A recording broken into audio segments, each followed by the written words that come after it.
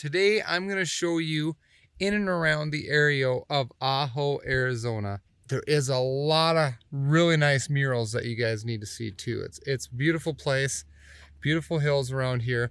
There is no big Walmarts. There's a dollar store and a Dollar General, and that's about all you got for groceries that I noticed, but it does do the trick. So, hey. And there's plenty of places to camp around here. There's 2 places on freecampsites.net that are decent, but there's also a hidden one. It's normally pretty quiet on this road. I hear a loud vehicle coming now.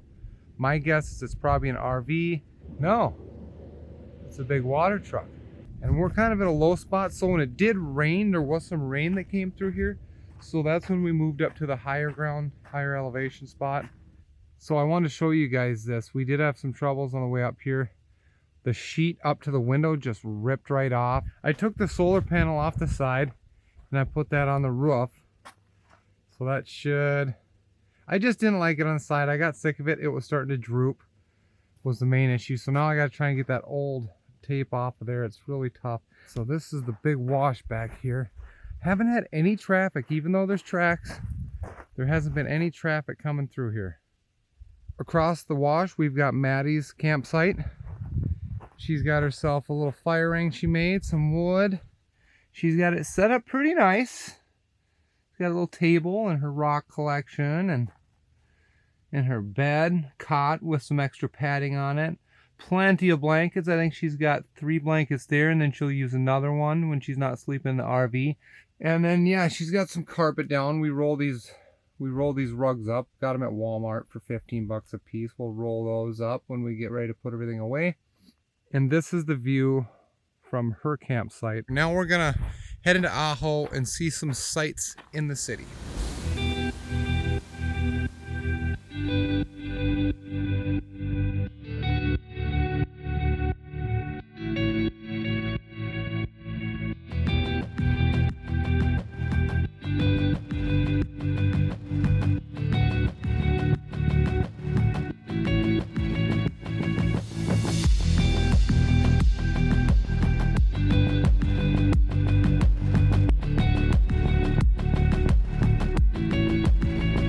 Murals are just sick.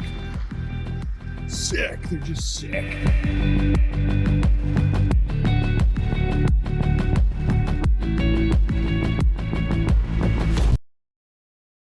All right, just on the other side of the building of what you just saw, it's called the Artist Alley. There is so many murals in this town. This town is known for its murals.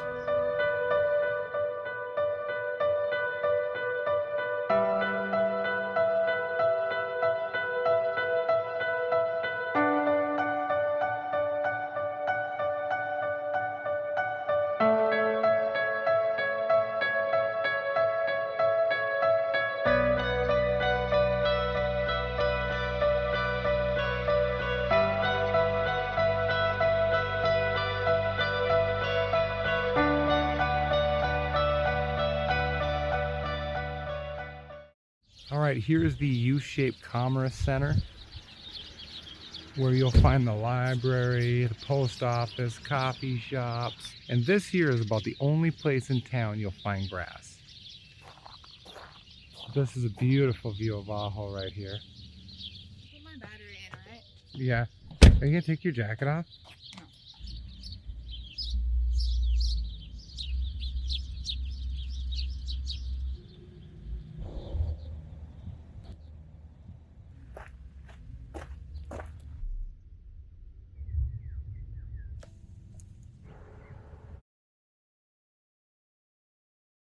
So the road is, I'm gonna butcher this, but I believe it's Rocala Avenue, and you pretty much take that the whole way. So it's a beautiful tar road for a little bit. It's not too far back here. If I had to guess, I'd say maybe 3 miles back here, 2.5. Alley Road, it turns into Alley Road.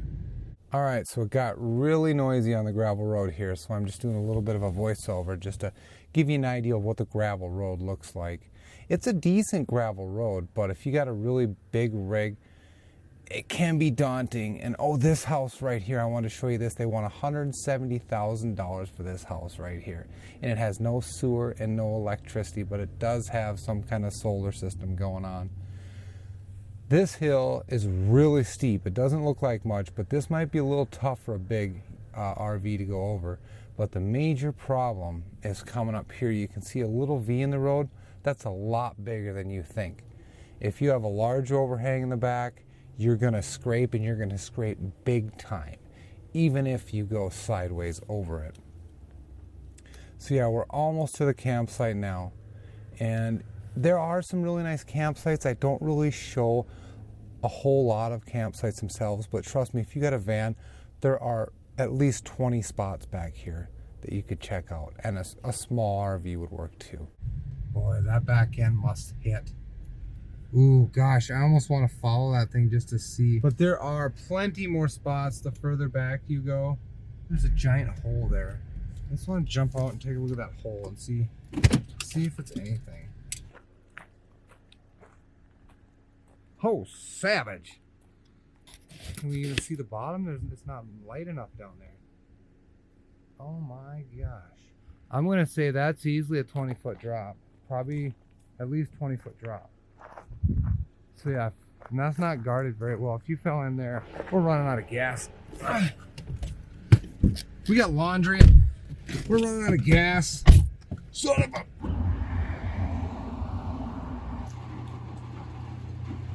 We were on our way back, and I noticed that our old campsite is open. Now, we spent a large majority of our time in this campsite just because this was high and dry, and it has a nice drive through. I don't have to back the RV in like I do at the spot we're in now. It's not quite as nice, it's not quite as tucked away, but I will always remember this spot, and I'll probably be back here and camp at this spot again some other time in the future. But in case I don't, this is a good spot. There's our huge fire pit. We had many, many good fires in this fire pit almost every night. And there's lots of lizards around there. And there's a cool little kangaroo rat that lives underneath that tree right there in a hole that loves chicken and biscuits. And then yeah, this wash basically goes down and over, right over to the spot we're at now. So we're just going down the highway and looking for cool stuff to show you guys. And we came across this old ball field. It's a little beat up. Obviously nobody's really played much ball here in a while. That's kind of what makes it cool. So I just thought I'd show you guys a little bit of it. So it is a full-size ball field. I mean, maybe they still use it. There's some overgrowth.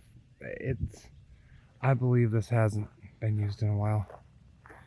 And here's one of the dugouts right here. Looks pretty neat. I don't know what kind of flower that is, but that's actually kind of pretty. Oh wow, what a beautiful view out there. There's a cross on the top of that mountain out there, right in the center of the picture. I really wanted to climb it. Look at the little can lights up there. All right, we're at ES Budwalker Park. And they've got a nice community swimming pool here. They've got the pumps running and everything, but of course, because of the stupid COVID, it's not open. Dead calm. Just Maddie and I. They also have a skate park over here. Let's go take a look at that. Down south, these shaded things are really common. Let's check and see. This is pretty cool skate park. And they even have lights that come on at night. So we enjoy tennis, but we also enjoy a little basketball. Let's move on. Let's go check out the kiddie playground.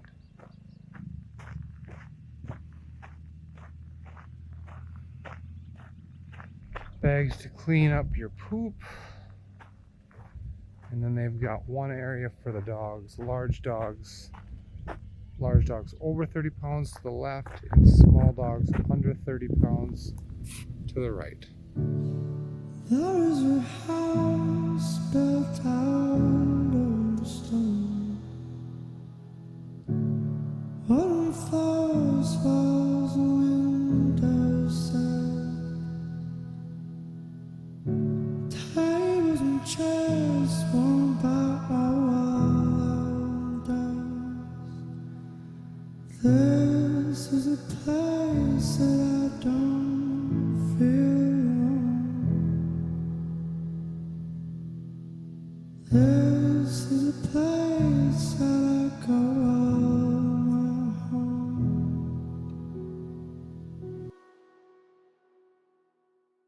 The open pit is 1.5 miles wide by 1.25 miles across. Currently, it is 1,100 feet deep.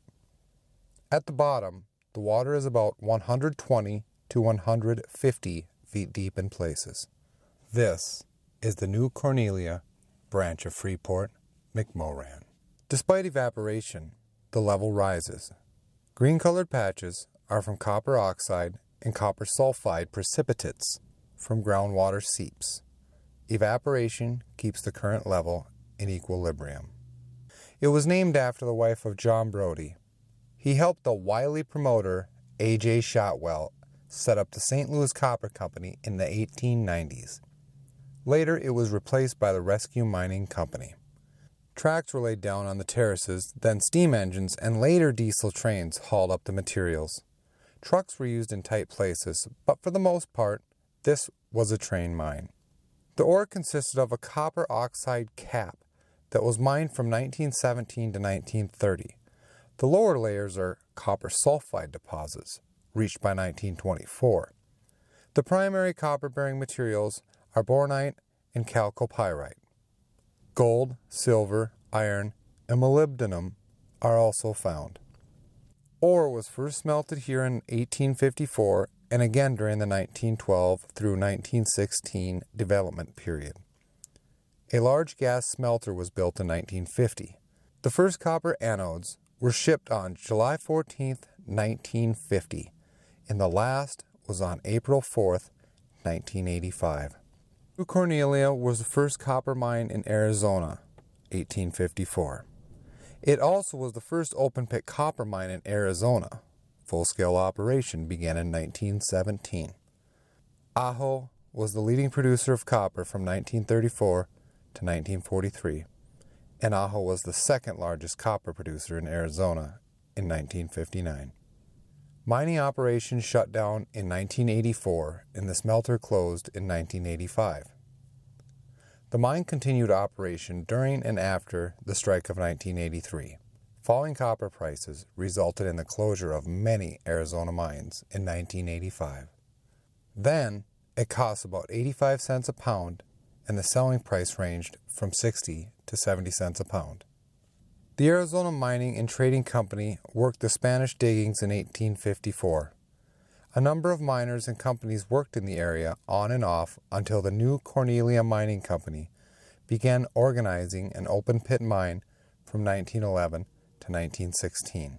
The New Cornelia was absorbed by its parent company, Calumet, and Arizona in 1929. In turn, this company merged with Phillips Dodge in 1931. Freeport McMoran Copper and Gold Company bought out Phillips Dodge in 2007. The old Ajo Spanish silver mine was in existence prior to 1769, perhaps in the 1740s. California miners were drawn to these diggings after the Gaddison Purchase of 1854.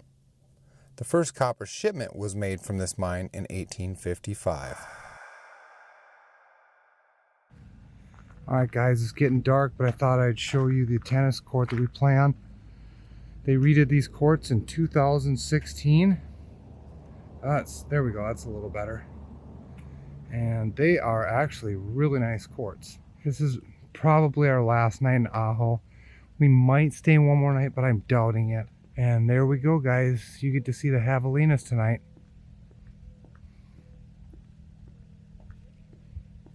See if I can zoom in a little bit on them. Can't see them very good, but there they are, guys. Real life triangle head. Well, I added the triangle head, but Triangle Head javelinas. But yeah, Ajo is a cool little town. You just check out these beautiful tennis courts that we get to play on all the time. There isn't that many people that play them, and I am just such a beautiful night. There's not a drop of wind right now. Today was such a perfect day. And with that, I'm going to end the video. I hope you guys enjoyed the video. I hope you guys enjoyed seeing Ajo. And if you do get a chance to come down here, I think you should do it. Ajo's a pretty cool little town. Peace.